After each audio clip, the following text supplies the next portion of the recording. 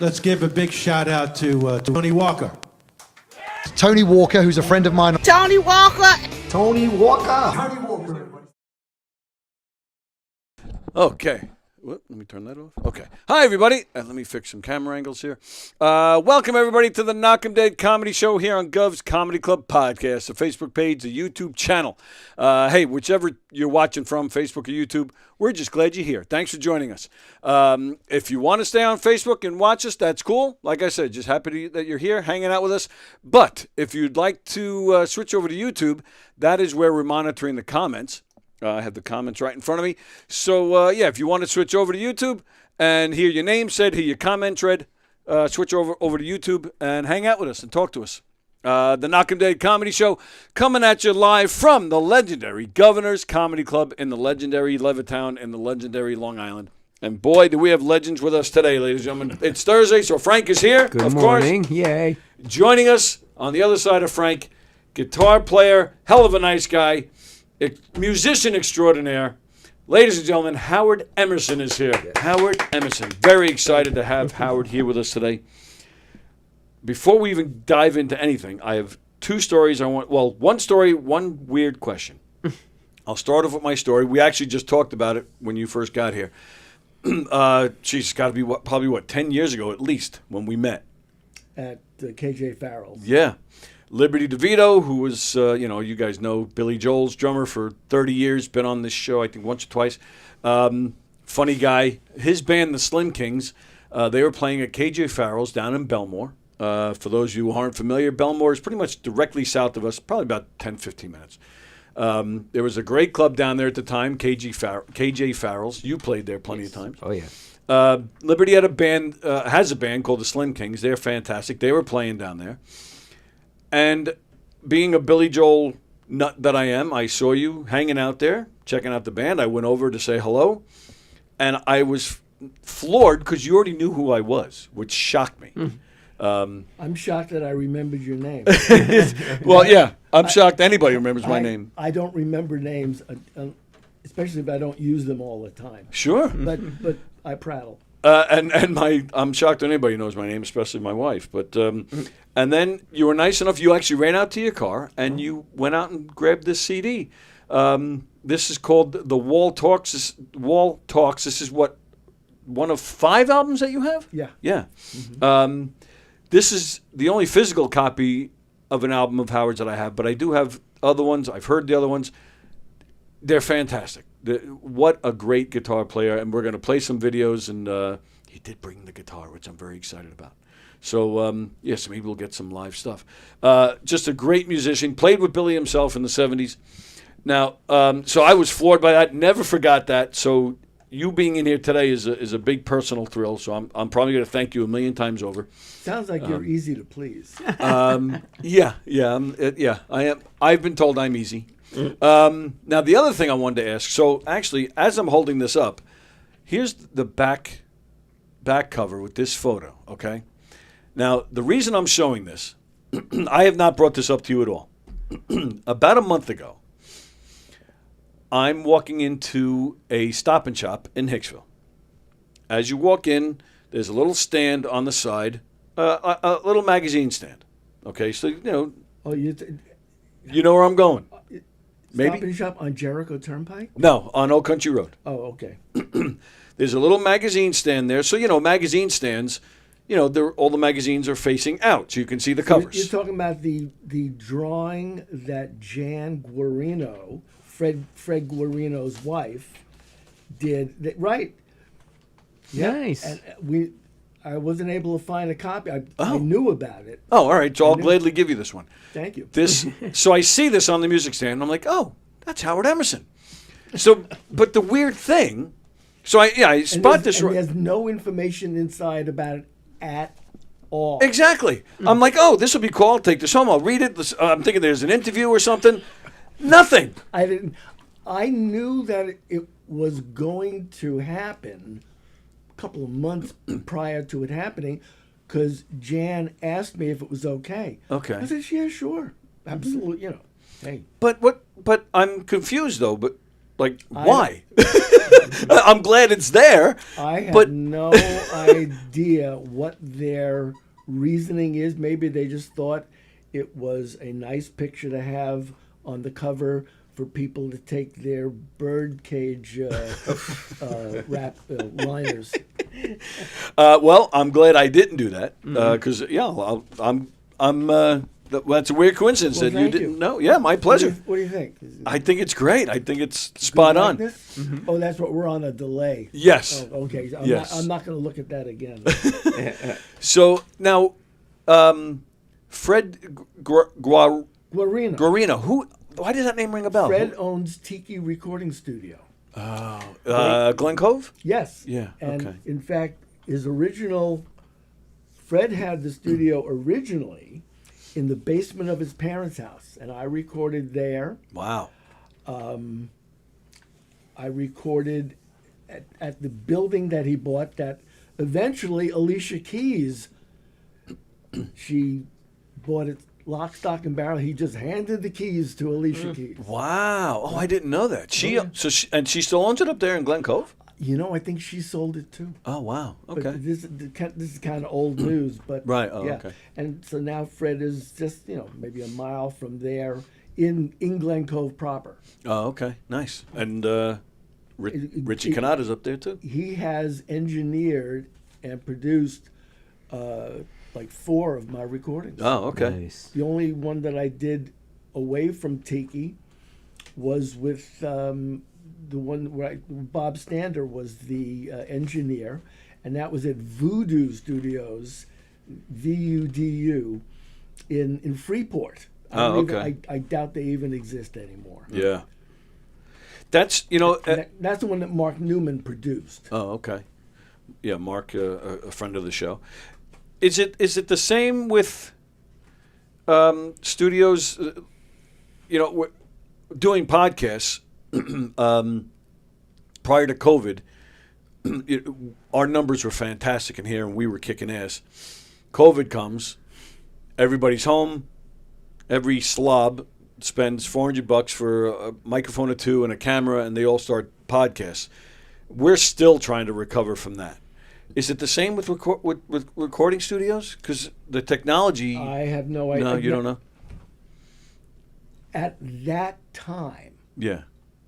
my CD, The Riddling Kid, was maybe 3/4 done. I had one more track to record, Okay. and things came to a grinding halt. On April 1st, literally, I was laying in bed with COVID, Oh, wow. and I got a picture from John Monteleone, my good friend, he's a guitar builder, of the guitar that I had asked him to build me like a year earlier. I got the first picture of it right then and there. That guitar got delivered. I picked it up at John's shop on June 4th, which was my birthday. Right. I guess it was my 69th birthday. And then I went into the studio a week and a half later and did the last track, which is called Loki's Lament.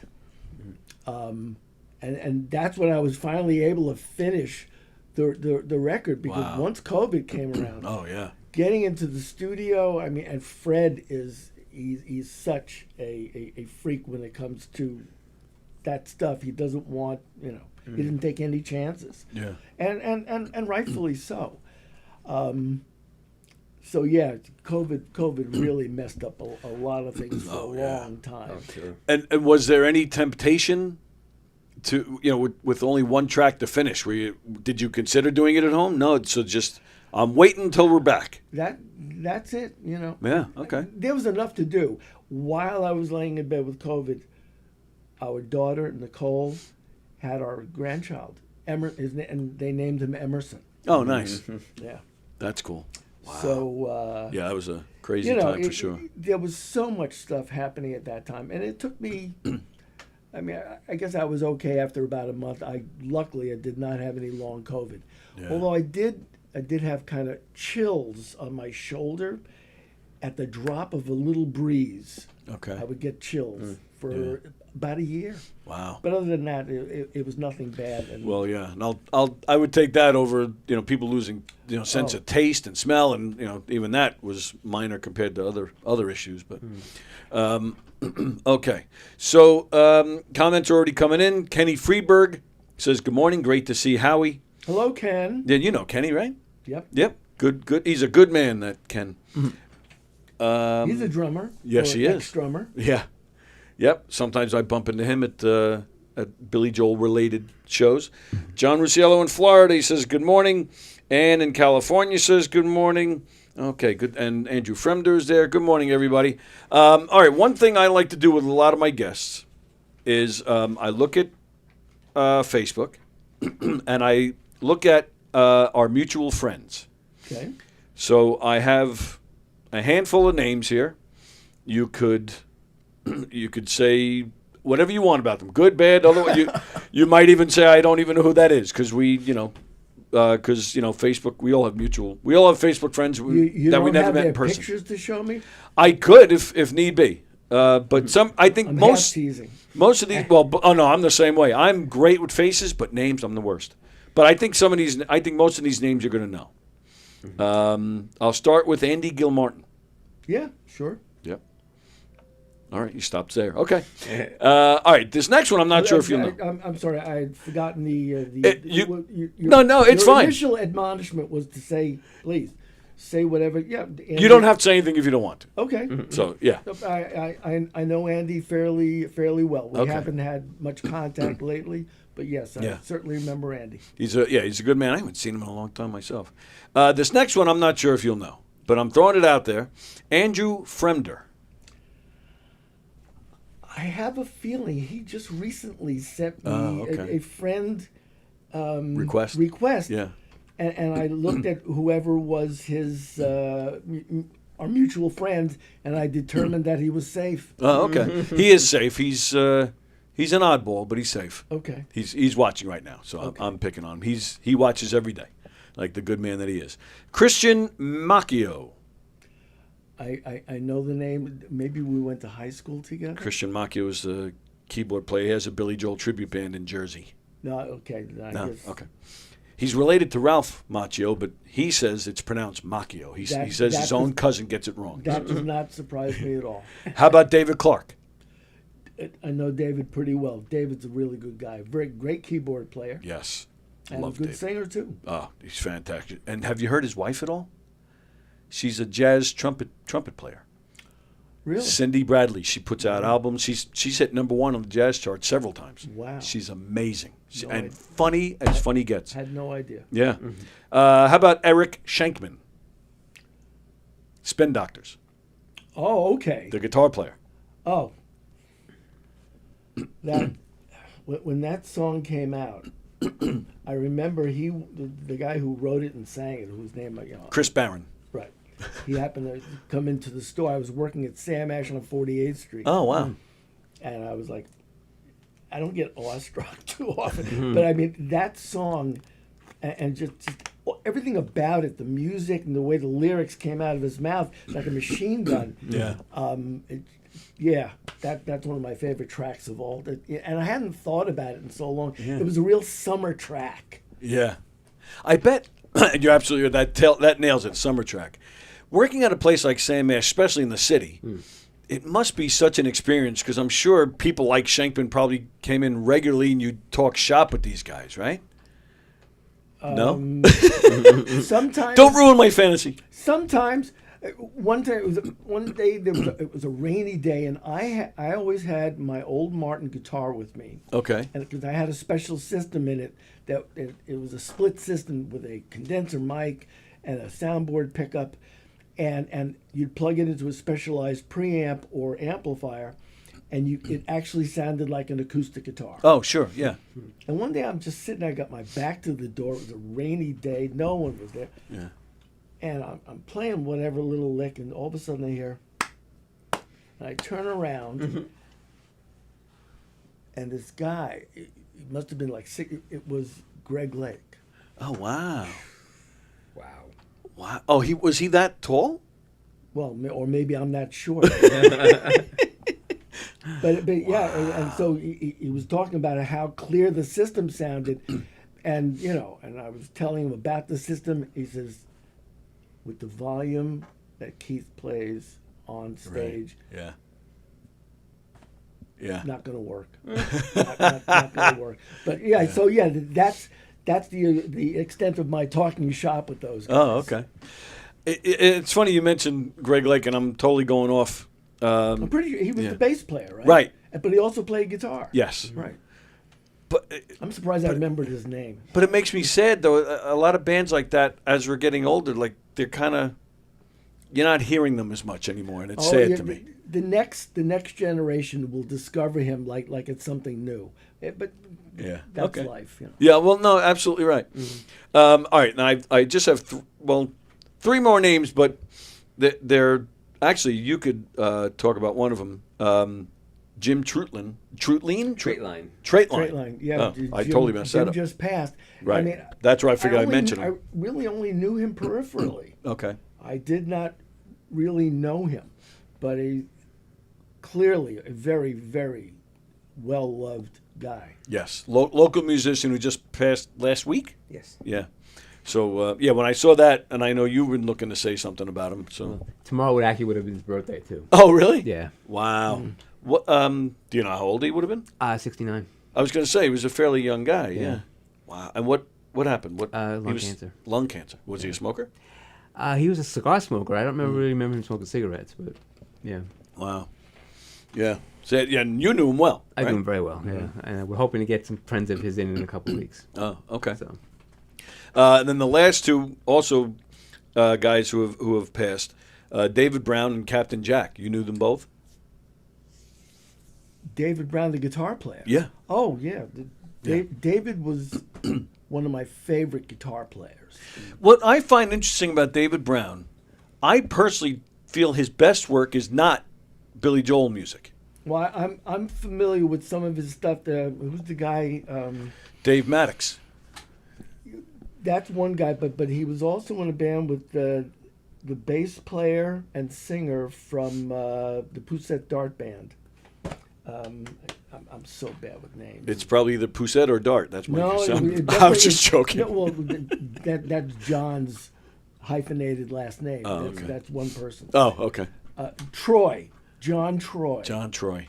Yes. So yep. I heard them, I heard some of their music. Great. Yeah, he's made a few guitar. albums with him, yeah. He just had, he had a different take. He was not a typical lead guitar player. He was very Agreed. inventive, and he had real command of his pedals, of the tones and stuff. Oh, that's interesting. Okay. Are you, would you happen to be familiar with a guy in England, Elio Pace? I know of Elio, but I've never met him. Because he, David did some tours with Elio. And David he used to tell, Elio was one of my closest friends. And so David used to thank Elio because he had the chance to play that music again, but to play it freely, like the way he wanted to do it, as opposed to, not that he's not knocking Billy, but Billy wanted certain things played a certain way, which is his right. It's his songs. Please, when I toured with Billy, Yeah. I would always get it from Brian Ruggles, the sound guy. Yeah. Why don't you play it like what's his face? Because I'm not him. Right. Right. Yeah, I mean they made me buy an Echoplex or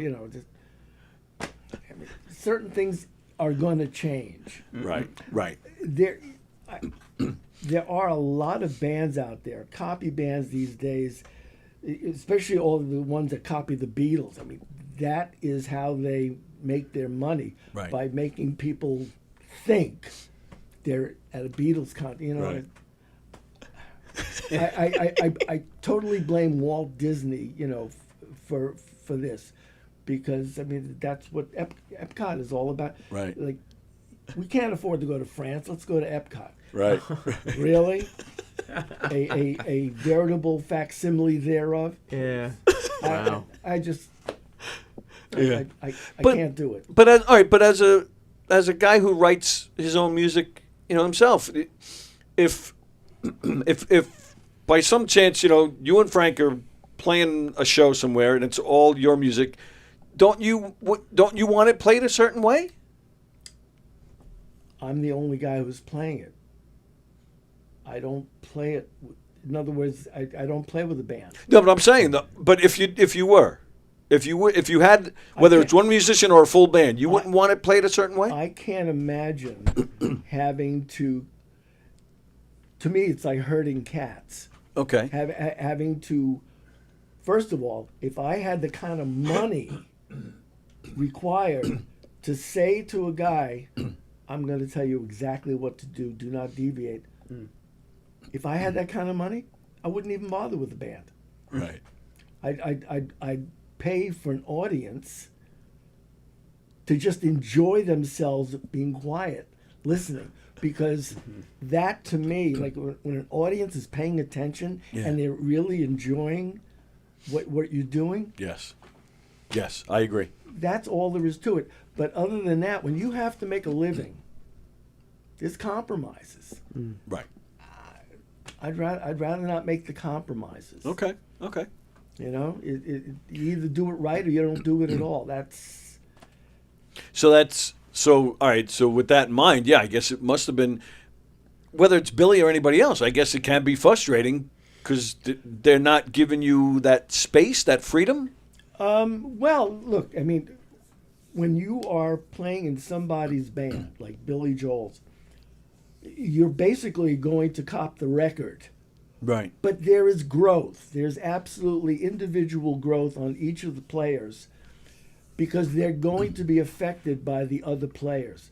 That was especially true with the early Billy Joel band. I think maybe in his later iterations, and all the players are top notch. Oh, yeah. He always, no matter what year we're talking about, they were always top notch, in my opinion. Absolutely. Yeah. Absolutely.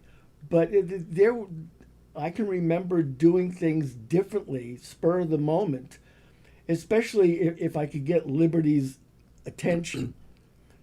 You know, I'd scream out halftime, you know, just at a particular juncture instead of playing it double time, and because Liberty was so strong, a personality, Billy would get drawn into it, and that's where it went. Yeah, sure. You know, I was never the kind of guitar player that could stretch out, as a soloist and stuff. But if I had a grip on the song, I could come up with little parts that made a difference. To this day, I've heard the guitar players when they're doing Miami 2017 do this little thing I did on a D chord that was never on the original record. Right. But I came up with it when we were on the road, and I remember Billy looking over and he loved it. Right. So it stayed. Yeah. You know, you get positive reinforcement, you stick with it. Sure. Is it weird?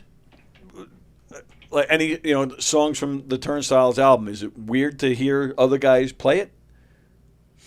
No. Okay, I didn't know. The only thing that's weird is sometimes somebody will post a link to a live recording that I'm on. Right. And it's like an out-of-body experience because I don't remember what it was like at that moment, but I know it's me. Right, sure. And like this little fan club, Eric Fellon, you must know. I know Eric, right. Yep. Great, really nice guy. Yes. He and another man who's since passed away, I think, they came to the house. Tim Patrickson? Tiag, they called him? Maybe. Probably. Maybe, big guy. Big guy, bald, with the glasses? Yep. Yes, okay, Florida? Yes. Okay. Yep. I'm remembering all the peripherals. He used to come in here quite a bit, actually. Okay. Him and Captain Jack. They came in often. So they played for me weekend songs. Yep. And I hadn't heard it since we recorded it. Wow. I played my tits off on it. Yeah. So it's like, wow. Yeah. I had it down. Great tune. Great tune. Yeah, okay. So, oh, that's right. And did you do Mike Douglas with him too? Yep. You did. Because the reason I asked that is because not so much like a Billy question, but I always, again, dating myself, I always kind of. Do you ever turn yourself down? Do I ever turn myself down? You said dating yourself. Well, I turned myself off. Mike Douglas, I love those types of shows, the free form, where it's Mike Douglas had really one of the best for that. He was very right. The conversations very were great. loose. Yeah. Yes, and that's what I try to model this. It's not these days. Everything's got to be 30-second clips, but I just don't worry about it. I enjoy a free-form conversation with everybody that's in the room, and we'll laugh, we'll get serious, we'll laugh again. I just love where it all goes. What was that? I mean, and at the time, Mike Douglas was probably, other than the Tonight Show, he was probably the top of his game. Well, but it was an afternoon show. Yeah, It had right. a whole different time slot. I think it was 5 o'clock in the afternoon, or Yeah. Yeah, that sounds right. He did eventually switch to the mornings, or maybe start in the mornings and went to the. I forget now, Something but, like that. but yeah, but but I love that stuff. You had Danny Thomas. You guys, Mike Douglas was asking about your sound systems that you take on the road and do your concerts and stuff. And we didn't take a sound system. That was Claire Brothers. okay, Why do you think Liberty's deaf? right. I sat down at his drums one day, and I hit the snare, and I almost killed myself. Yeah, The monitors were ungodly loud. yeah, I bet. Yeah, back then, yeah. And when there was no, I don't know that there was any reason to have it like that, except maybe that's Liberty was already losing his hearing, but it was scary loud. And you're talking about a guy who doesn't just hit a drum. I mean, Right. he beats the shit out of it. As a review in Australia once said, he plays as if he was tenderizing veal. Right. Yeah. Anyway, so you were saying about Danny Thomas. And Well, yeah, you guys were talking about rigs and sound and whatnot. how did Danny Thomas's name come up? Well, he was there. He was there. Oh, okay. So he's involved in the conversation, and it always makes me laugh because then he brings up, well, you guys should see the rig that the captain of Tennille used. And in my head, all I'm thinking is, these guys are rock and rollers. Like, don't compare us to the freaking captain and Tennille. Yeah, except like, you guys they- probably want to throw him off the stage. Yeah, but I'll tell you, I mean, no, maybe it's because I know what I know now. Right. Tony Tennille, and I can't think of what the captain said, Daryl Dragon. Yeah. Oh, okay. Wow, I don't know how I remember that. They were amazing. They were Really? big at that point. What's that? They were big. at that They were point. big, but Daryl Dragon was a big deal. yeah. Oh yeah. Well, I mean, I know they were top 40 and they had a lot of hits. I understand that, but they weren't. They were top 40. They were a little schmaltzy. Like, they weren't It was a rock different and roll. genre. Right. Absolutely a different They weren't genre. cool. You guys were cool. Okay. I'm saying it. You don't have to say it. I'll say it. All right, but all right. So I want to go back to history a little bit. So, How did it all happen for you?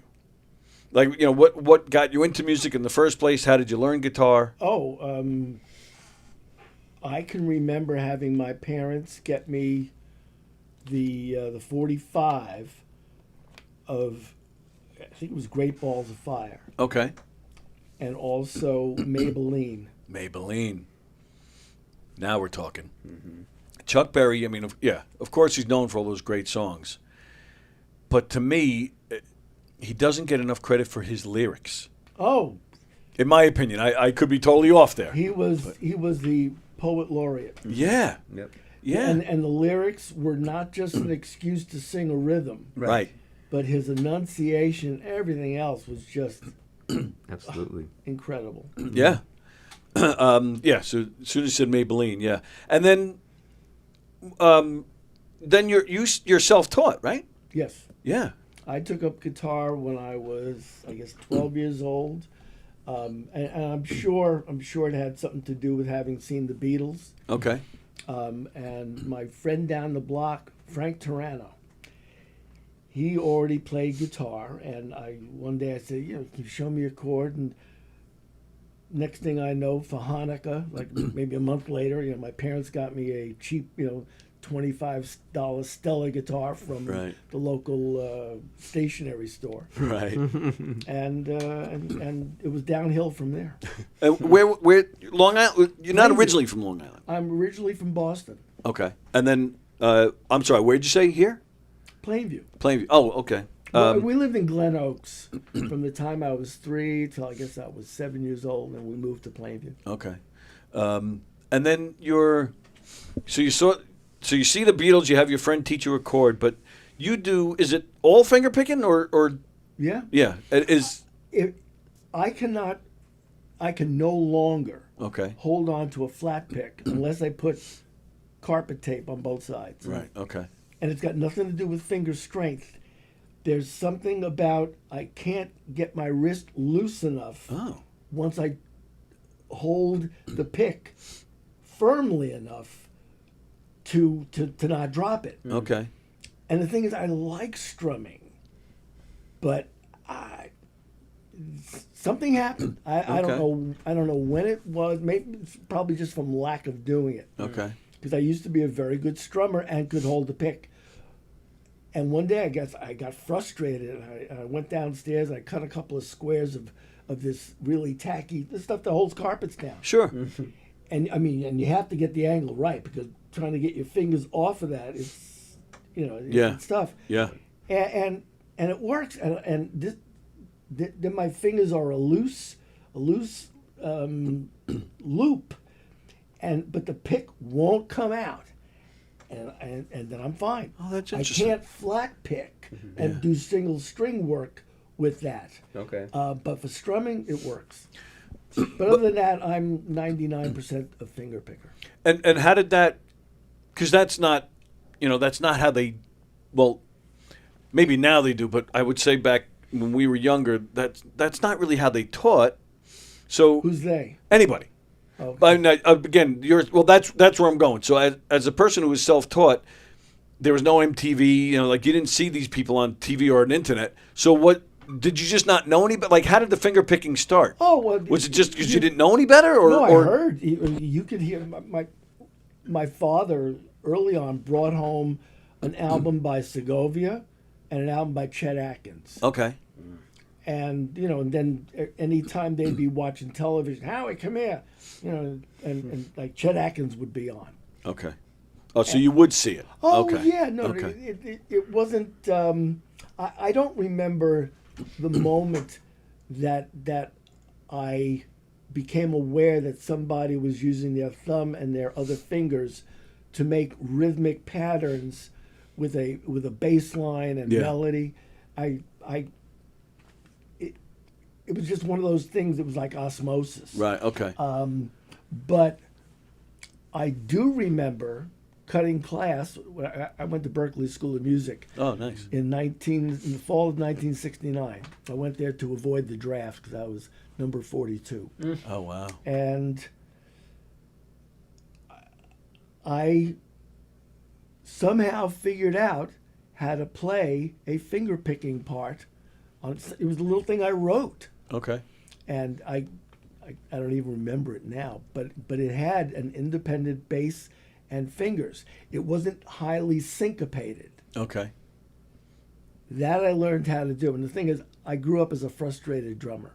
Oh, yeah. Oh, horribly frustrated. I mean, it was always in school, Howard, sit on your hands, please. So I was constantly drumming on my desk. Yeah, Could not help myself. Yeah. That's I've heard Don Henley say the same thing. That when he was a kid, they used to yell at him. Makes perfect sense. To me. Yeah. And then Lindsey Buckingham, he said he was trying to learn Beach Boys, but he never saw how they would, because that's where his style comes from. He just didn't know how to do it, so he was just listening, and that's how he. He's a monster. Oh my goodness. Monster. Oh my goodness. Yeah, one of my absolute favorites. Yeah, tremendous. All right, switching gears for a second, and then I'm gonna we're gonna get a video the play of some of your music. Also, yeah, sticking with growing up as a kid, you and we were talking a little bit before we went on the air.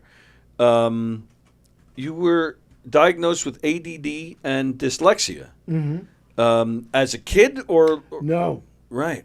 I. But I'm sure it was happening as a kid, and I'm sure it affected things. It was a horror show when I was a kid. But I guess it was 1996, Okay. and my sister, maybe it was 95, but whatever. She gave me a book written by two doctors, both of whom were ADD and one was dyslexic, Yeah. and that was the start of my diagnosis. There was all these questions, and I answered yes to like 75 out of 100. Wow. So I went to a neurologist and was diagnosed, and that's when I started on Ritalin. So that's later on. So, yeah, did it? Did you struggle through school or anything? Oh, Yeah. always. Yeah. Always. I do find that's kind of common with people in the arts. Like they'll thrive in the arts, and then academics, forget it. Yeah. So she gives you this book. You said 96. So yeah, that's later in life. So so answering those questions, 75 out of 100, you're answering yes to. So yeah, that must have just changed everything. Well, it gave me a sense of, well, there's a way to attack this, Okay. and it made a difference. In a nutshell, when you are impulsive, like I am, my mouth it's got a hair trigger, Right. Yeah. and the rush that you would get from saying something stupid, but you thought somehow in that microsecond was clever and needed to be said, Right. Story of my life. with no concern about what's going to happen. That rush gets replaced when you're taking Ritalin. Okay. Okay. And that's what happened. And it's all of a sudden I became a much better listener.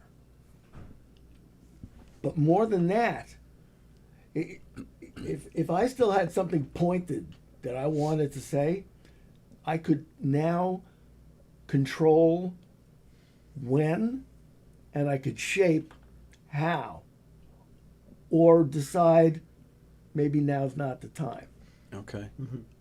Prior to Ritalin, no better time than the instant. If you thought, if you had something like, if you had access to something like that as a kid, you think it would have made that much of a difference, huh? Well, when you say access, If you had Ritalin as a kid. I mean, if I had been diagnosed, oh yeah, no, things would have been immeasurably different. I have no doubt. Wow. I have no doubt. Because there were no such diagnoses sure, back. Were there? Yeah, I think Ritalin probably came out in the late 50s, early 60s. Okay. Yeah, but I'm thinking a little more extreme things like autism, and they shoved you in an institution, back. Oh, back then. I have no doubt that I am on the spectrum. No kidding. No doubt. Wow. It doesn't make a difference. We have a nephew who's severely autistic. What most people, how do I put this together? Most people talking about themselves being on the spectrum now, Right. and I'm not trying to negate it, but compared to someone like my wife's nephew, we are perfectly healthy. Sure. No problems. Right. None whatsoever. This kid, the fact that his parents have always kept him home, and he's a grown man. Oh, wow. You know, Yeah. you don't know what you got until you're around stuff like this. Absolutely right. Yep, I agree. Yeah. Well, yeah, I'm fortunate. My daughter's high functioning, but it's enough. And yeah, so that's why it kind of struck a chord with me when I read that about you. That's what about your music and your musical abilities? Do you think that would be any different? I don't know. I know that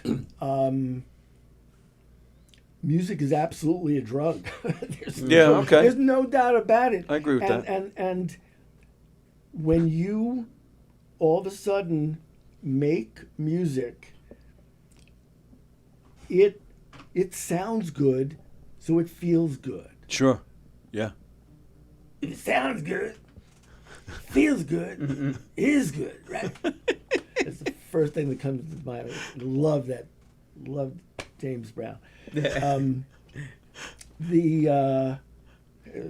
Totally took a left hand. That's fine.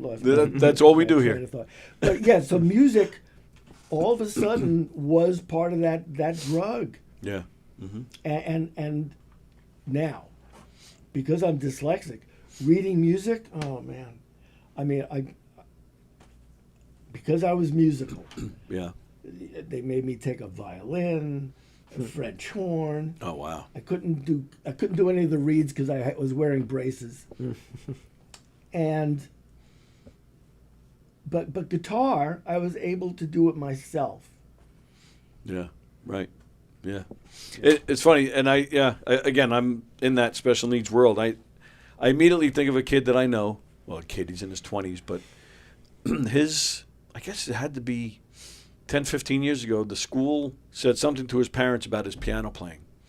And his parents, they're friends of mine, so we didn't know he played piano. That's exactly what happened. And, right, and all of a sudden the dam broke. Yeah, they bought a little keyboard at home. He kills it. It's amazing to me. And yeah, not a day of lessons, nothing. He just it's amazing. Isn't that incredible? Yeah. All right. So we're about halfway through already, which it always flies. I'm gonna play a video of how we playing a tune, and then we're gonna talk about guitars and building guitars and or not building guitars, but working on guitars. Sure. All right, we're What are you gonna play? what is it? Keep walking. Okay. Yeah, keep walking. Oh, isn't there more to it? No. Oh, okay. Is it just me sitting in front of my camera? That is correct. Yep, I'm gonna play Am that. I playing a red guitar? Yeah, it looks kind of reddish. Yeah, that's the one that John Monteleone made for me. Oh, okay. Which I also have a picture of. So we'll talk about that Sure. after we play this. All right. Keep walking. Howard Emerson. I'm.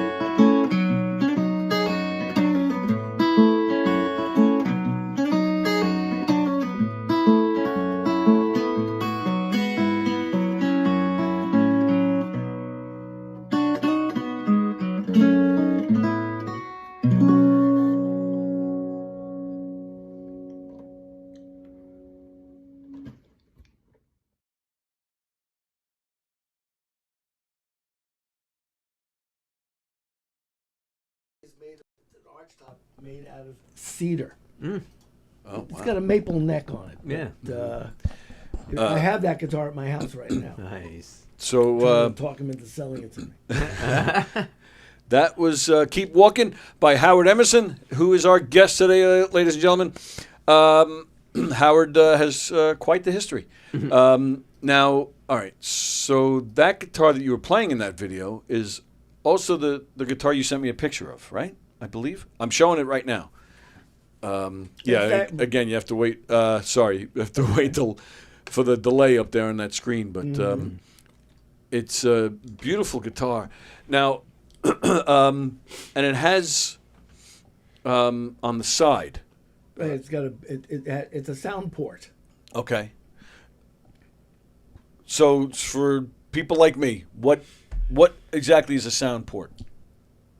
When that's open, Right. it's really loud in your left ear. John makes guitars that have sometimes 2 and 3 ports on the top edge, so that the sound is not only going okay. out. Yeah, that's the guitar that Right. that John made for me. That's called the La Corsa. So, like the hole in the middle, it's just providing more It's providing sound for the player. for the player. Right. Okay. And then, like you said, there are other guitars where there are other holes. There's all sorts of different designs and holes. And you, even as we were coming back, you were talking about what a certain guitar was made out of. Mm-hmm. All this affects the sound and the tone of the guitar, correct? Absolutely. Yeah. So how do you? And it seems like the options are endless. Unfortunately, that's true. So it must be hard to, to decide which one goes best with the song you just wrote. Oh, well, that's really not hard. I mean, I can pick up any guitar and try to play a song, and I'll know immediately. The guitar is going to give me certain information right off the bat that's going to tell me, yeah, this song ain't going to work on it. But maybe if I change the tuning and put a capo here, I can play a different song. And through experience, I've had a lot of success with that. Okay. I mean, success for pleasing myself. Yeah, sure. Well, that's my story too. But then there's other guitars like the one you call Shelley. Oh, okay. Now, to me, that's just a beautiful, cool-looking guitar. Does it ever just come down to that, or is there always a reason why a guitar like Shelley looks as good as it does? Have you seen the picture that I put up a couple of days ago of what Shelley looked like prior? Yes, I don't have that, but I did see it. Yes. Right. I'm sure that if I have an internet connection here and I go on Facebook, I'll be able to find it in a moment. But that guitar was a cheap. It couldn't have been more than $179 from not Guitar Fetish. I can't remember. Court. Whatever. See, that's the problem when you're asking me stuff that I don't have written down. It's a real problem. So let's see. Previous notifications. Here we go. Let's see. To me, that's just a great looking guitar. But. Right. So the guitar, at first, that's the way it came when it got mailed to me. Right. You I'm know, just gonna hold this up for the camera. yeah, it was a very, very inexpensive guitar. Kind of almost looks like a Strat. Right. It's absolutely a Strat-shaped body. Right. All I wanted, literally, was the body. I didn't want the pickups. I didn't want the hardware. I didn't want the neck. Nothing. And I bought a neck from a company in Washington called Warmouth. And I had this idea. Back in the mid-'60s, I had my first Fender guitar catalogs. And I remember seeing this thing about a guitar model that they came at. In fact, they never released it. It Okay. had pickups underneath the pick guard, so you Okay. couldn't see them. Right. Okay. It was called the Marauder. I think maybe they made a couple of prototypes, and they're out there, but it didn't really work. I came up with this way of taking a blank pick guard, a tortoiseshell pick guard that looked like the rest of the top of the guitar. Okay. I took the pickups apart and using what's called the bobbin. The bobbin is what they wind the wire around in an electric magnetic pickup. Okay. I took the magnets out and I used the bobbin as a drill guide. I fastened it to the blank pick guard on index marks, put it on my drill press, and I had to drill 24 holes. Got one chance. Yeah. But because I'm using the bobbin, they were exactly where they needed to be. Six holes for the magnets, which are they call them the pole pieces, and then another 12 holes for little screwdriver access to raise and lower the pole pieces. And that was my idea. So it and then I needed a tail piece for it, and because I have big hands, because I like wide string spacing, I got this thing made in Germany by Schaller, and I put that on. I got the tuning pegs that I wanted. Just Now I'm amazed by this because I don't play, but still, it's not stuff that even occurs to me. So I find this stuff very interesting. The like what I guess the question is why. Is it a matter of sound? Or why do you need to make these? First of all, those specific- pickups are typically used in Gretsch guitars. Okay. I've always liked Gretsch guitars. Sure. And if you know who Brian Setzer is, which Of course. you do. Long Island's own. Right. That or Eddie Cochran. George Harrison. But Eddie Cochran, his Gretsch had a de-arming pickup like both of mine. Okay. But he also had a Gibson pickup on the treble mounted near the bridge. But I'm digressing. So you don't know what it's going to really sound like in the end. But for me, form and function must be together. Okay. That guitar cannot do what my Telecaster build guitar can do. Okay. If you've ever heard any of my electric slide work, I've done a lot of that on my Telecaster. The Shelly cannot do that. The pickups, because they're actually magnets. There's different ways to, a steel string, which is wound in nickel, it interrupts the magnetic field above the pole piece. And when the pole piece is actually a magnet, there's a lot of pull, and which is like that. That's what Fender guitars are based on. Okay. And if you get the pickup too close, there's a lot of overtones. It's like Jimi Hendrix's tone never did any. It bothers my ears. I mean, he's an amazing guitar player. Yes. Yeah. The tone just when it was distorted, it didn't work for me. Okay. I always liked more of a Gibson pickup sound. But I knew that Shelly could not do what the Telecaster could do. But when I have Shelly in my hands and I plug it in, I put my tremolo on, and I play with very heavy strings. Okay. Because basically my electrics are strung like my acoustics. I want them to feel tactily very similar. They also have really large necks. So I'll write music based upon what I have in my hands. Okay. So yeah, trying to picture a sound in your head and then build something that's going to get that, that's only through the experience of knowing what pickups generally in any guitar, what the tonality of those pickups is generally going to be like. It's much more nebulous when you're having an acoustic guitar built. I told John, I said, John, I'd like you to build me a 00 size guitar, kind of like that little Gretsch you got back there. Right. Yeah. Actually, that's like a single O style. But I want it to have a cutaway, but I want a 12 fret neck. So it's not that it's a short neck. Everything is moved down, so the bridge is further down the body. Okay. The scale length, which is the length of the string from the saddle to the nut, that's what determines your string scale, and that's what determines the tension of a string at a given pitch. Okay. So, How about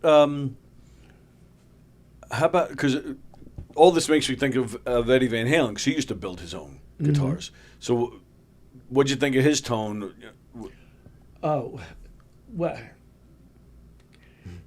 I never really listened to his records with tone. In fact, I never listened to anybody's record to listen to the tone of their guitar. okay. If I'm listening to the tone of their guitar, their music didn't make it. Okay. Okay. So, And anybody who sits down to listen to a guitar like it's a fucking wine tasting, please. all right, but That stuff nauseates me. but you mentioned Hendrix. I mean, you talk about great guitar player, but you didn't like the tone. That's got nothing to do with his playing. Right. Right. You'd have to be, Helen Keller could tell how good Jimi Hendrix was. Yeah. Right. That's that's true. There are certain tone is a combination, or perception of tone is only a combination of what's coming out of the speaker versus the receiver. Just because it doesn't appeal to me Right. doesn't mean that it doesn't mean anything. It just means it doesn't appeal to me. But when I hear him play his all his double stop R&B stuff, because basically he was Curtis Mayfield squared. That makes sense to That's me. what he does. Like that's what Little Wing is. That's what Little Wing is. Yep. You know? Absolutely right. All right. Well, Anyway, let's. Can we yeah, talk about Lennon or no? sure. Yeah. All right. Oh yeah. Now I'm going to show you a picture. You cannot show this. Okay. Because they have not given me permission yet. Okay. I'm showing the picture of John holding the guitar, which I believe is how he got the guitar. That's exactly. Yeah, I don't know exactly when he bought it because I can't remember exactly when I sold it to the Music Inn. But Okay. that's the guitar that he got. Now you sold it to the Music Inn, and then he just happened to go there and buy a guitar. He lived in Manhattan. Right. Yes. I just didn't know if there was a more direct connection. That's all. And never met him. The closest I came to meeting John Lennon was after he was already dead. I walked past Yoko Ono in an airport. Oh. That was it. Okay. That was it. So, So all right. So then I have a stupid question. How did you know this was the same guitar? we were watching the Mike Douglas show. You just recognized it. As soon as it came on. Oh, okay. All right. And I had called up my friend Mike. He was watching. He says, "Did you just see that?" Yeah. Oh, that's funny. Right. So So all right. So I'm showing him with the guitar, and I believe this is the color photo. This is how he got the guitar. right. Now the next photo, the black and white one, the one with him and Yoko. Oh, and there's a lot of pictures on the internet of that guitar afterwards. Now, this black and white is the same guitar, but it's noticeably different. So What happened was tell us exactly what he did. Well, it turned out that he wasn't able to play it in tune. And by the way, I have no recollection as to why I sold it. Okay. None. I have no recollection. Yeah. All I know is back then, well, I mean, do you want to first talk about the modifications that got done to the guitar that gave it that second pickup? Right. That's after it got stripped, which is Right. only, I mean, if you look at the air date of the Mike Douglas show, and this, I think, is the Dick Cavett show. Right. I'm pretty sure. They're both early 70s, 73, 74. They're within a couple of months of each other. Right, It's very yeah. early. So in Oh, yeah, it between might be the time 72, actually. Yeah. in between the time that he was on Mike Douglas and Dick Cavett, he had the guitar stripped. Yeah. He had the stop tailpiece, and in the color shot, it's easy to see. Yeah. That was a bridge tailpiece. It's combination. They did both things. Okay. They took out the studs that are threaded in the top. They moved them back, straightened out the bridge, and they put in what's called a tune-o-matic. Okay. And all that work was not done very well. So then he appears on the next show and it's stripped. Right. And That's the one where all the work had been done Right. prior to the credit for the instrument being stolen from Mike Savitt and I. Now, here. Okay. Oh, okay. Yeah, That's me at the archive wow. holding. Yeah, holding that guitar. Nice. Yeah. Right. Wow. But what? So why would to get it stripped? Because first off, do you agree? Was it hard to keep in tune, or do you think Lennon was wrong? I have no idea. Oh, okay. I'm telling you, I have no recollection as to why I sold it. Right. Okay. I can remember talking to my friend Michael. Michael lives in Charlotte, North Carolina. But you know, we grew up like 5 minutes apart in the he was in Old Bethpage and I was in Plainview. Sure. And but we were both guitar nuts. Right. And you know, in junior high and high school. But I can remember getting the idea that I wanted to get one of these Les Paul Juniors, which back then they were like $75. Yeah. And I wanted to put in this pickup that I'd seen. I was familiar. We didn't know what it was called. We just knew that it would often show up in these jazz boxes, and it became known as the Charlie Christian pickup. Okay. I'm sure you've heard of Charlie Christian. I have. Right.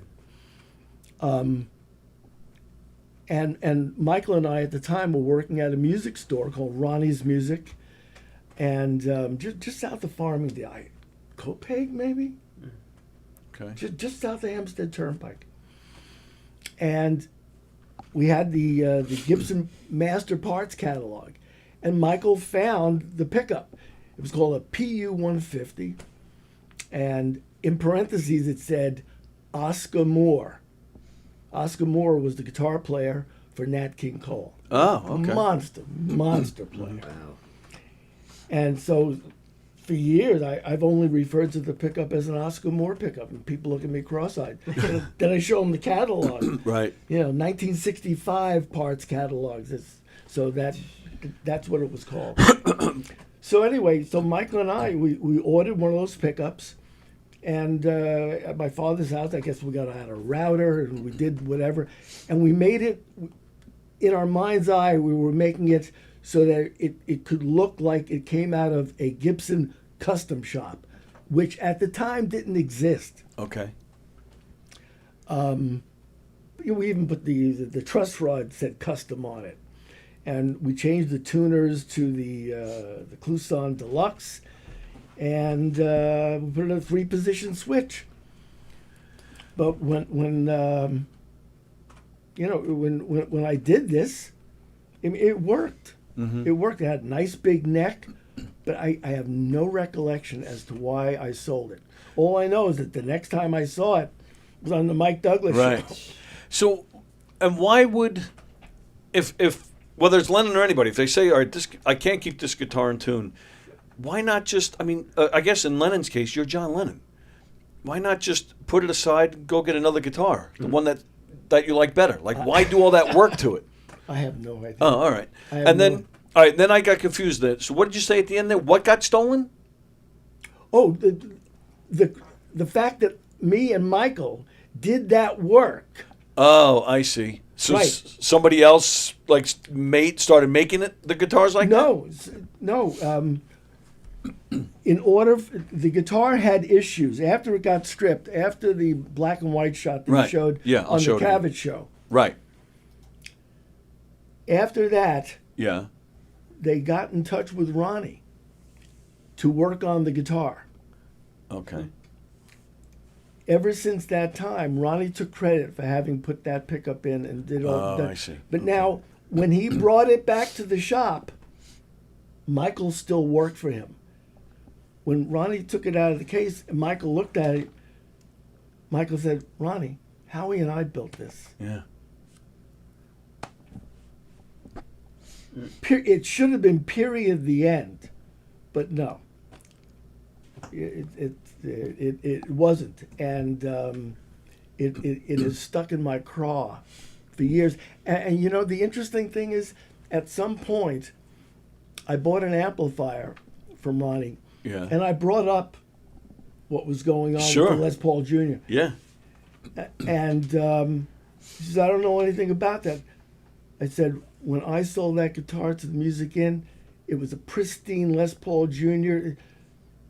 And it had the original finish. He says, I don't know anything. He said, his exact words were, must have been another Les Paul Jr. with a Charlie Christian pickup in it, because the one I got was stripped.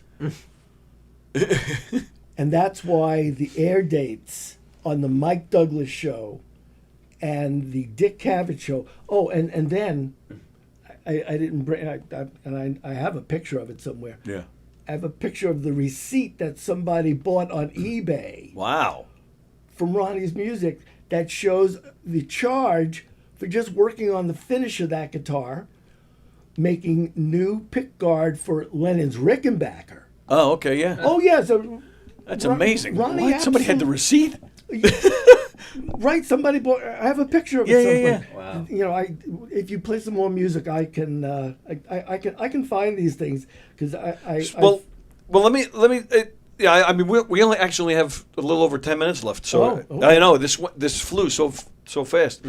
So you also told me that you're working on, or it's being worked on, that you'll get the credit, like by who and how. Oh, by the people that run the Lennon archive. Okay, Here's the receipt. that's amazing. Yeah. There it is. 19. What's that? Oh, that's the price tag. I think it's 1972, right? Is that what it says? That's what I'm trying to find.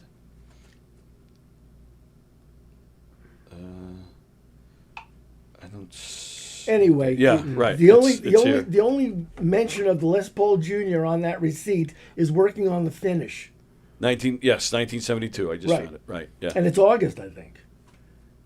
I think that's an 8, August 16th to be exact. Yeah, there you go. Right, so it's months later. So Yeah. there's a paper trail. Wow, that's amazing. So out of the clear blue, I get an email from a guy. And I'm not going to mention their name Sure. because I've been very, very true to my word. You know that I wouldn't bring this stuff up until they give me permission, because they're running the whole Lennon archive. Okay. And both of these guys are well known in the industry. One of them does a lot of work for museums, and the other one is like English bands, guitars. Yeah. Is his forte. Okay. That's his forte. Wow. And he says, I heard that you actually owned that guitar. I said, I did. So we had a FaceTime conversation with Michael and I, me being in Huntington, Michael being in North Carolina, and they were wherever they were, and they just put us through the ringer, Yeah. and just all the minutiae you can imagine. Wow. Crazy. And we were happy, we were happy to get it out there, but Right. we knew stuff that no one else can know. Mm-hmm. And I mean, we've forgotten so much that, like, when they had me at the archive, and they were taking parts of the guitar part, I couldn't remember what kind of tool I'd used to. Right. I could reverse engineer it in my head, but the funny thing is, somebody said, "Wow, what did it feel like holding Lennon's guitar?" And I swear, what I said it was like walking into the bathroom after John Lennon was sick. it was nauseating because when I look at the picture of him on the Mike Douglas show, Yeah, that's your baby. yeah, that's how I remember it. Right. And then it got trashed. Right. Right. So you see, in that regard, I'm more of a guitar nerd. Sure. You know, one thing I don't collect famous people. Do you Yeah, know what yeah. I'm referring to? I think so. I know people at every twist and turn. Right. The chance to drop a name, the chance, Right. but yeah, they happen to walk by them. Right. Please. So basically, you're saying if you saw John today, you would yell at him for ruining your guitar. That's basically what you're telling you know me. what? It was his prerogative. Well, true. He bought it fair and square. And the thing is, the guy who runs the music, he's still alive. He had by law, because he bought used instruments, he had to have a log. They're still searching his basement because it's like he's a pack rat. Right. Yeah. It may still exist with the serial number because it had the finish on it at that time. Right. Right. So they're still trying to see if they can find it. Wow. I once I once met a guy who I don't remember why off the top of my head, but he was in the Dakota where John and Yoko lived, and this was within 10 years of John's death. And he managed to take, you know what it was? He was an insurance guy. That's what it was. They had some kind of water leak in the Dakota, so he actually was, he had to, for the insurance company, take pictures. And yeah, I don't even remember the guy's name. Even if I wanted to tell you, I don't. But he had to take pictures for the company, and he managed to, get copies for himself. And he showed me these pictures of the Dakota. There was a room. It was a big room, but it was nothing but John's stuff all over the floor. There was nothing on the walls. And you could one of the pictures, like he was taking a lot of pictures of it. I mean, the Rickenbacker was on, and there were other instruments and records, personal items. It was just all over the floor. You couldn't even see the floor. It was just crowded with his stuff. I couldn't believe it. My friend Michael worked on that Rickenbacker, Yeah, and it's documented. that's amazing to me. That's. I mean, yeah, I'm with you as far as collecting celebrities, but we're talking Beatles. I'm being silly. Don't mind me. I guess. All right, so we have a little under 10 minutes. We talked a little about Billy Joel, and I promised that we wouldn't spend the whole show on that, but I wouldn't mind just, again, because we only have about 10 minutes left. How does it feel to, I mean, you're on Turnstiles, but you were with him for, 2 years? About a year and a half. So was it nice to see the Carnegie Hall concert eventually be released, or was that a nice moment for you, or? I actually have the album at home, but I haven't taken it out of the wrapper. I think I've listened to it on YouTube. Yeah. Okay. Yeah. Oh, all right. Okay, that answers that. And now how about now? Though all these years later, do you get? I mean, that's how I know who you are. And it's Billy Joel, the Beatles. I mean, they have a lot of weird people that follow them, and they get so caught up in it a little too much. Like, You think? Yeah, a little bit. Does that ever bother you that you get people that just know you for that, or just want to talk about that? Does it bother? Yeah. When somebody that I haven't had any contact with in like forever, they'll make that the first thing out of their mouth. Yeah. And my eyes will just glaze over. I mean, but it's still, like, for me personally, I mean, that's how I discovered you. I mean, I then eventually found the Richie Super album. Actually, I had it playing before you even got here, which I love that album. Are you talking about Super's Jamboree? Super's Jamboree, yeah, that you and Liberty are on. I love that album. And then, so then and then I eventually, and that's how I knew who you were at Farrell's, and I, you gave me the Wall Talks, so I then have discovered your other albums since, as I drop and ruin this. So it started there, so that's a good thing, for people to kind of know who you are from that, or no? Yeah, but you're not so single-minded. Right. Yes. I mean, obviously, you know who your audience is, and I get that. I get that, but I also get a sense that you want to know about me and my music, Absolutely. Yeah. as opposed to what did it feel like hanging out with Billy Joel at the Caribou? Right. You know. So how was it like? One of the things, one of the moments that I remember, I forget where it was, but because Billy's a very heavy player, we were playing, and I would be at the I guess the foot of the piano and he was down over here, and I'd be over here, and then there was Liberty and back, and then I guess there was Doug or Russell, depending on what era it was. And one night we were doing Miami 2017, and the PA was so loud that all of a sudden I heard a crack, and almost simultaneously one of the piano strings hit me right here, Holy crap! right next to my eye socket. Whoa. And I remember, I was like, I froze, and Billy saw what happened, and he was like, Yeah. Holy cow! it was, after that, the roadie put duct tape on the ends of the strings so that because he would break strings fairly regularly. Wow. Yeah. I mean, we all, if you watch Bill, you know he's a hard player, but to break a piano string, I mean, that's hard to do. Very hard, yeah. Right? Yeah. Right. Well, in any case, yeah, it was, Holy cow. I could have been a really wealthy man. Yeah, right. Blind, but Yeah, right. I mean, yeah, all right, but I've talked about it plenty of times on this show where there are just certain things in life that you can't put a price tag on. In fact, I even talk about with doing this. I make hardly anything being in here, but I have such a great time in here. Mm-hmm.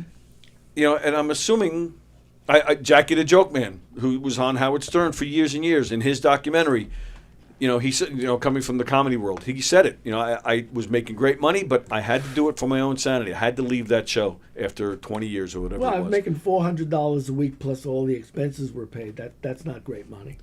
True, but like you said, though, if you stayed, the money would have I came. meant if I had gotten blinded. Oh yes, right, yes.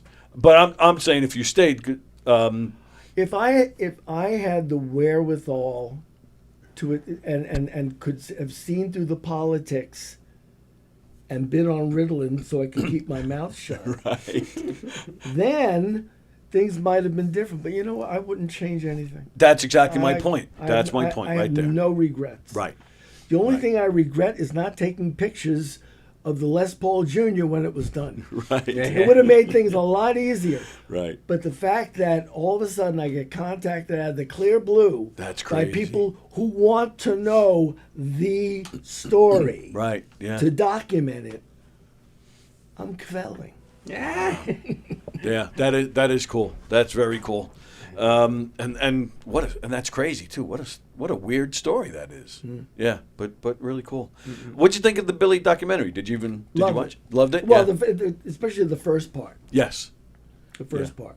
Which I found very interesting because Elizabeth hardly gives interviews, so it was interesting to get her take. Yeah, and you could tell that she still has her mitts in it. Absolutely. Yeah. I'm pretty sure she must have had final say. Oh, absolutely. Yeah, I agree with that. Yeah. All right. Then all right. So real quick before we go, I know one thing that we had talked about a lot. You mentioned Russell, the other guitar player in Billy's band. Apparently, I mean, you're obviously very fond of Russell. I loved Russell's music, and we had a band called Topper, Right. and that was Liberty, Mm-hmm. Doug Stegmeyer, and myself. We backed up Russell, and nothing ever became of it. But while I was touring with Richie Supa, Mm-hmm. we were doing the first record, and I started haranguing Buddy Bowie. Now, did you look up Buddy Bowie? I actually tried to look him up. I couldn't find anything. The only thing I found was something about Bobby Goldsboro. That's all I was able to find. Buddy Bowie wrote Traces of Love, Oh, okay. Spooky, Oh, I'm so. Stormy. How He did I- produced the Classics 4. He also produced the Atlanta Rhythm Section. Oh, okay. I don't know how I missed that. All right. Traces of Love was ASCAP's Song of the Year. I think it won Grammy for Song of the Year. Yeah. Okay. I kept on haranguing him all about this guy Russell Javers. And Buddy was big, heavy, tall, good old boy. He could barely play guitar. And he stuttered and stammered. Bring him down. And Russell got on a plane, and I got him a meeting, and we played for Buddy upstairs in his office, and he nearly shit his pants. Wow. He wanted to sign Russell in the worst way. Yeah. And Russell even made a demo with the Atlanta Rhythm Section. Oh, wow. And it sounded entirely different than the way that we did. And that bothered Russell. So Russell wouldn't do it. Wow. So I mean, in that regard, as much as I admire his tenacity, Yeah. he's also his own worst enemy. Sure. I also got him a listen from Clive Davis. Wow. Because there was a time when I was touring with Eric Anderson, Yeah. where he was on Arista Records, Mm-hmm. and they did not understand Russell's music at all. They didn't understand it at all. I've actually had the pleasure of hearing some of it. Russell, he actually, Oh, so you heard Gone with the Wind? that one doesn't ring a bell, actually. I'm trying to remember the time. It was only maybe 2-3 songs at the very most that he let me listen to. And I actually have one at home. It's him and Liberty. Oh, you're talking about. Yeah. Yeah, I think that's you it. better get ready, get steady. Let's go. Get the lead out. Your Get the lead. old-fashioned Yes. shoe- Yes. Yes. That's it. Wow. Get the lead out your old fat tissues instead of fashion shoes. They did that on a Tascam Porter studio, and that's Liberty put the snare between his legs, and it's just with use these sticks, Wow. and that's it. And that's how they made that record. That record could still be a hit. As far as I'm concerned, that is one of the best rock and roll records. That stands up in my mind. The only thing it's missing is like a wash tub or an upright Right. bass. Yeah. It's Stray Cats feel. Yeah. It stands up to the Summertime Blues. Right. The fidelity is horrible. Right. But that's part of the appeal. Yes. But and that's interesting you say they just didn't get it because the lyric you just said, what was it, fat tissue? Like, yeah, I can see. It's yeah. get the lid out your old-fashioned shoes. Right. But the way it comes, it sounds like fat tissues. Yeah. But that explains what they lyrics. weren't getting. Yeah. He also, and I don't know if I'm talking out of school here, but Russell also had, he originally had a song called Only the Good Die Young. Oh, that, yeah. That Billy actually played on. But then That I don't recall, but Okay. it could be. that's the story I was told, that when he demoed it, there were several songs he demoed that Billy's on, and one of them was called Only the Good Die Young, and then Billy eventually makes his Yeah, own. but you know what? Titles doesn't count. Okay. There are so many songs with the same title. Well, true. And it all depends on who gets the most hits on Google comes up first. Yeah. Right. That's the way it works. Yeah. True. Do you still? Well, I mean, we met at a Liberty show, so you still talk to some of these guys, like Russell? Russell and I do talk, yeah. Yeah. You big Yankee fan like he is? Well, we're Yankee fans. We don't watch baseball. We watch tennis. Oh. And the thing is, until we watched the David Beckham documentary, my wife and I never ever watched soccer. We've been glued to the television. Yeah. Well, even now, even though America lost. You know what? I didn't want the U.S. to lose so much as I wanted the moron to be mad that, I want you to get rid of this red card. That was my intent. Okay. But other than that, you know what? I had zero problem with the United States getting beat. All right. It's now we've already gone 5 minutes over. If you guys stick around just maybe another 5 minutes, I'm going to play one more video, and then we're going to wrap this up. I'm going to play Uh-Oh. Okay. And then we'll come back and then we'll wrap it up real quick. This is Uh-Oh by Howard Emerson.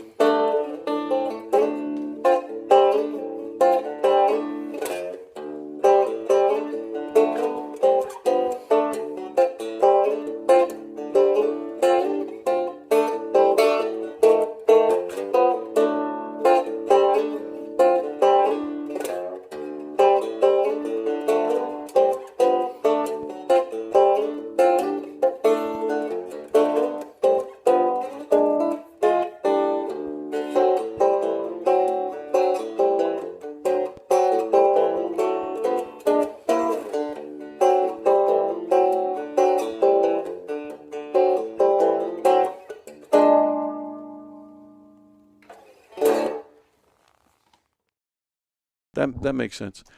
All right. All right. That was Howard Emerson. That song was called Uh-Oh. I was going to ask if there's anything to promote, and the answer is no. Yeah. So any chance of any live gigs? Like, you said if someone gave you a private thing. Yeah, I mean, there was a while where I was doing house concerts. Yeah. Those I love because you get to break bread with the Sure. people mulling around the living room and Yeah. they have a glass of wine and they are there to be quiet to listen. Yes.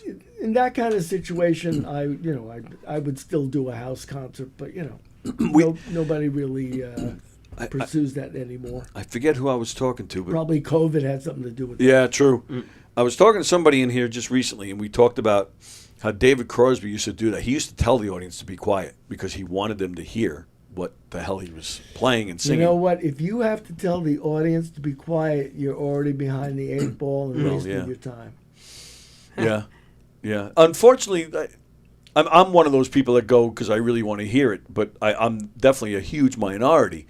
But I mean, most concerts, unfortunately, are just people hanging out, drinking, just, and just want the music as background. Now, I understand that was it Mike Del Giudice, Yes. who he may have taken lessons with me. I remember very specifically having a student whose last name was Del Giudice from Comac. I don't remember first name. I haven't been able to contact him for whatever reason. Oh, that's interesting. I know he. But anyway, I know he did work with Stegmeyer in the early '90s. I know they worked together. Right, but whatever. I don't know if My that helped point you. is that supposedly his club Yeah. is supposed to be a listening room. Yes, I've heard that. Oh, but you haven't been there yet. I have not been there yet. But his guitar player, Joe DeJesu, he comes in here fairly often. In fact, we were talking just before. We have some guys coming in next week, and I'm gonna contact Joe to see if he'll come in. Mm-hmm. I'll see if he'll pass the message along. Mike and I used to be tight. We hardly see each other these days, but I'll ask Joe to see if he can maybe we'll give him the assignment, see if he can find out. But yeah, and then maybe we'll get Howard Emerson to play at the Porch, right? That's what it's called, the Porch. I think so. Yeah.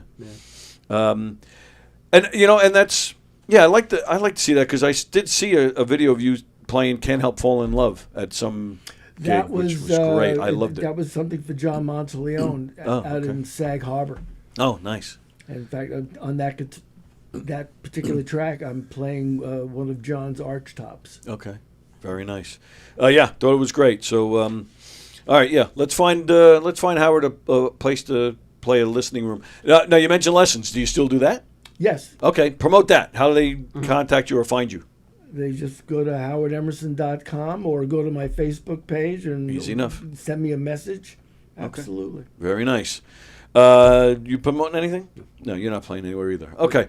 All right. This was. I mean, I barely touched. Yeah, I don't even know if I touched half of the stuff I had. All this was for you, and then the top half of this page, and wow. I barely touched it because this was a lot of fun and a cool conversation. And thank you very much. I really appreciate you coming in to. Thank you very much for having the bravery to. Bravery. And then while I was playing the Uh-Oh clip, he gave me his CDs of his albums. And you guys know how much I love CDs. So yeah, I'm thrilled. I'll be playing these the next couple of days. I have the Beatles anthology on my CD player in my car. Sorry, they're coming out because I've heard it a million times. I'm putting these in. All right. All right. Time for us to go. Today is Thursday. Recipe for Laughter tonight at 6:30. No, sorry, that's wrong. Joey Petroni tonight at 6:30. Recipe for Laughter tonight at 8 o'clock. And then I'll be back in here tomorrow with Rosie at 11 a.m. Up-and-coming comedian Greg Cassiano will be joining us tomorrow. That's what's happening at Gov's Comedy Club podcast. Don't forget Knock 'em Dead Comedy. We have some dates performing at some Governors Clubs. We're doing an 80s themed murder mystery show at McGuire's in Bohemia in October 30th. So it's an 80s theme. We're also, because it's Halloween time, we'll be having a costume contest. So wear your favorite 80s outfits or any outfits, and we're going to have a costume contest. December 12th, we're going to be at the Brokerage in Belmore doing a holiday-themed murder mystery show. It's like a mobster thing with the holidays.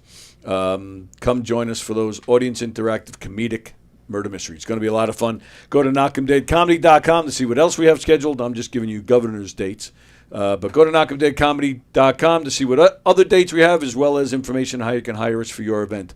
And speaking of the clubs, don't forget July 24th, Chris Monty, Goomba Johnny, and our very own Mark David Hirschman. They're playing at the Brokerage. Oh, and our very own Rosie, she's hosting that. That's July 24th at the Brokerage. And, of course, speaking of the clubs, what's happening at the clubs? Anthony Rodia tonight and tomorrow at McGuire's in Bohemia. Tom Shillue probably one of your favorites, Tom Shalhoub from Fox. He's at the Governors here in Levittown Friday and Saturday. Matt Vita, Jeff Goldberg, Dan Wilbur, Grace Fiocco, our pal Grace. They're playing in the Giggle Room Friday night. That's a great lineup, by the way. A powerhouse, Tim Crompier. He's playing the Brokerage Friday and Saturday. Jeff Schaefer, our own Mike Keegan, Steve Schlesinger, Rosie, and some more. They're playing at McGuire's on Saturday. govs.com, govs.com. It's the website to see the full schedule and to make your reservations right there. All right, with that, we are out of here. Once again, Howard Emerson, this was a lot of fun. Thank you, sir. Thank you. Next Thursday, our musical guests. The Doobie Others. That's right. Members of the Doobie Brothers Tribute Band. Eddie Prophet, who's been in here a bunch of times, and some other Jim Dell, who I think was in here a long time ago. And then we're going to try and get to Jesu. All right. Everybody enjoy the rest of your Thursday. We'll see you tonight with Joey Petroni. And that's it. See you guys later.